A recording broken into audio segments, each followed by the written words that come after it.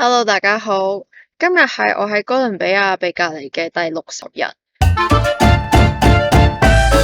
咁我想講下，其實喺哥倫比亞隔離嘅措施到底係點嘅。咁當喺3月20號嗰陣時咧，咁呢度嘅總統就宣布咗我有一個隔離令嘅。咁呢個隔離令咧，即係代表所有人都唔可以出街啦，除咗 essential worker 之外。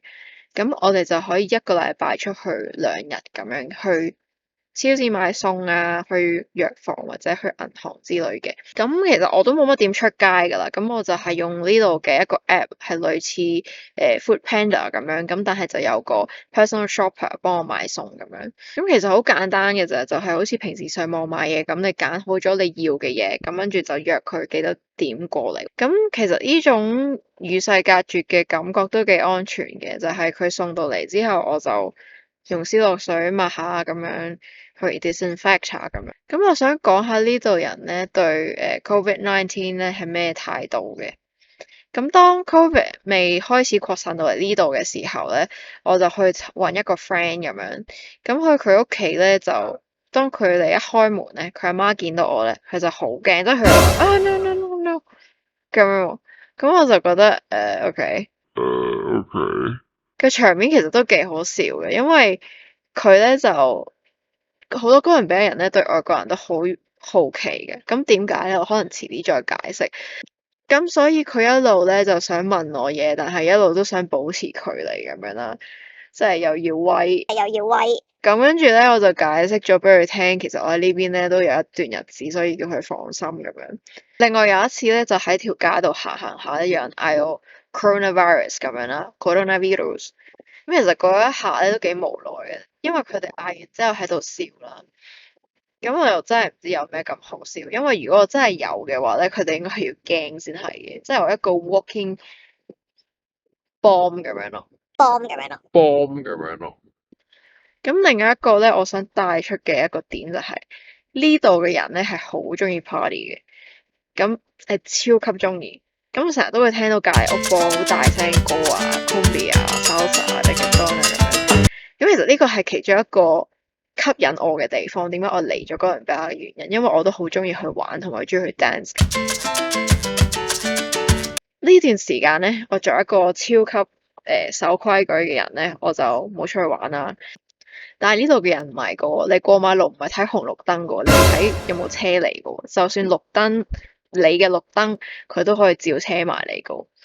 即係其實講到係啲人係唔係幾守規矩咁樣嘅。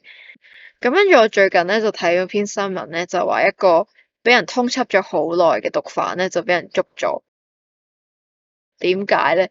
因為佢就係開咗 party，好高調咁開 party，佢去唔遵守呢一個家居令咁樣。咁佢唔係因為販毒俾人捉喎，我當然最後都有告埋佢啦，我諗。但係因為開 party 係俾警察捉到咯。咁其實咧，仲有另外一邊嘅 story 係呢度好多人叫做 informal worker 啦。咁即係佢哋係賣水果或者喺紅綠燈度洗車賣糖咁樣為生嘅。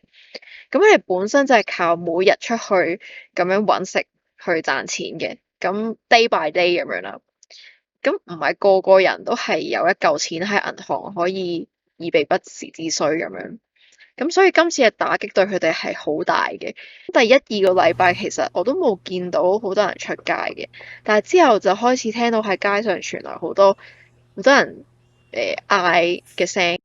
咁佢哋賣咩咧？就係佢賣水果、牛油果咁樣，阿瓜加爹咁樣啦。咁同埋有啲人都會撳門鐘上嚟問你攞錢嘅。咁其實我相信，如果佢哋唔係真係去到窮途末路咧，佢都唔會咁樣做咯。一係就係佢哋冇嘢食餓死，一係就係有機會會得到呢個virus。咁所以佢哋有啲人都會選擇寧願出去做嘢，都唔會留喺屋企咁樣咯，因為呢個係一個 luxury 嚟嘅，唔係個個人都可以 afford 到你一兩個月完全唔做嘢。咁喺呢段日子，我當然會體會到我自己係幾咁好彩啦，我有啲 saving。咁以上就係我想同你哋分享有關我嘅經驗同埋我嘅睇法。希望你哋中意啦。我以後會再講多啲關於喺南美洲嘅經驗，可能你哋都會有啲問題你想問嘅，咁就即管問啦。拜。